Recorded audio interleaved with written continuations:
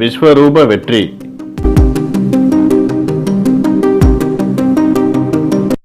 சிறுவயது முதல் ஒன்றாக படித்து வந்த ரமேஷ், சரவணன் இருவரும் கல்லூரி படிப்பை முடித்து வேலை தேட ஆரம்பித்தார்கள். செய்தித்தாளில் வரக்கூடிய விளம்பரங்களை பார்த்து அதில் விண்ணப்பித்து ரமேஷ் ஒரு கம்பெனியில் சேர்ந்தான்.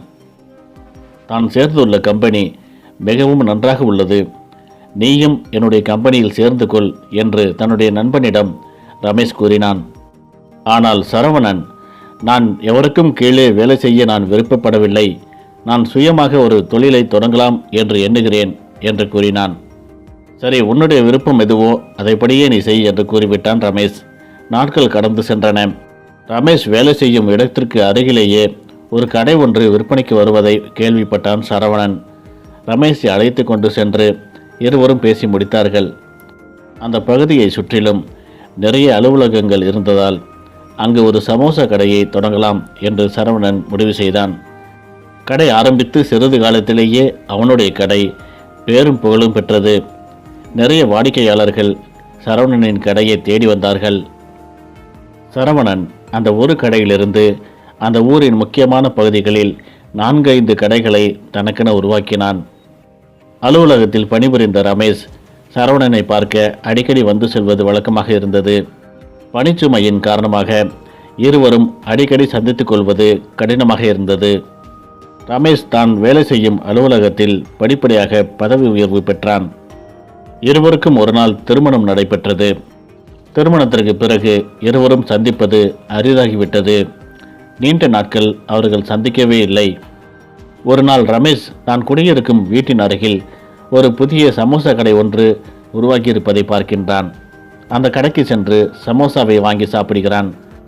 அப்பொழுது அந்த கடையில் கல்லாவில் அமர்ந்திருந்த சரவணன் ஓடி வந்து ரமேஷை கட்டி கொள்கிறான். நீண்ட நாட்களுக்கு பிறகு இருவரும் சந்தித்ததால் மட்டில்லா மகிழ்ச்சி அடைந்தனர். இருவரும் நீண்ட நேரம் பேசிக் கொண்டிருந்தனர். ரமேஷ் சரவணனிடம் சொன்னான், எனக்கு ஒரு மகன் உண்டு, கல்லூரி படிப்பை முடிக்கப் போகின்றான். நான் வேலை பார்க்கும் அலுவலகத்தில் ஒரு வேக்கண்ட் உள்ளது, அந்த கம்பெனியில் விண்ணப்பித்து வைடா என்று நான் கூறினேன். ஆனால் அவன், நான் யாருக்கும் கீழே வேலை செய்ய விருப்பமில்லையப்பா, நான் சுயமாக தொழில் தொடங்கலாம் என்று இருக்கின்றேன் என்று கூறுகிறான். நான் எவ்வளவோ சொல்லி பார்த்தேன், அவன் கேட்க மாட்டேங்கிறான் என்று மிகுந்த வேதனையோடு கூறிக்கொண்டிருந்தான் ரமேஷ். சரி, உன்னுடைய மகனை நீ என்ன செய்ய போகின்றாய், எங்கு வேலைக்கு அனுப்பப் போகின்றாய் என்று ரமேஷ் கேட்டான். அப்பொழுது சரவணன் கூறிய பதிலை கேட்டு ரமேஷ் இடிந்து போனான். சரவணன் கூறினான், எனக்கு ஒரு மகன் உண்டு, அவனை அடுத்தவர்களுக்கு கீழே வேலை செய்ய நான் அனுப்புவதில் எனக்கு சுத்தமாக உடன்பாடு கிடையாது. எனக்கு சொந்தமாக இந்த நகரின் முக்கிய பகுதிகளில் 10 கடைகள் உள்ளன. இந்த 10 கடைகளையும் பராமரித்து அவைகளை நிர்வாகம் செய்தாலே போதும். எங்கும் சென்று யாருக்கும் அடிமையாக வேலை செய்ய வேண்டிய அவசியமே இல்லை.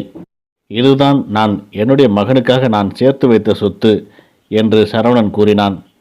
இதை கேட்ட ரமேஷ், தான் இத்தனை வருட காலம் ஒரு கம்பெனியில் வேலை செய்து எதையுமே தன்னுடைய மகனுக்காக சேர்த்து வைக்கவில்லையே, நாமும் சுயமாக தொழில் தொடங்கியிருக்கலாமோ, நாம் இத்தனை ஆண்டு காலம் தவறு செய்து விட்டோமோ என்று எண்ணி வருந்த தொடங்கினான் ரமேஷ்.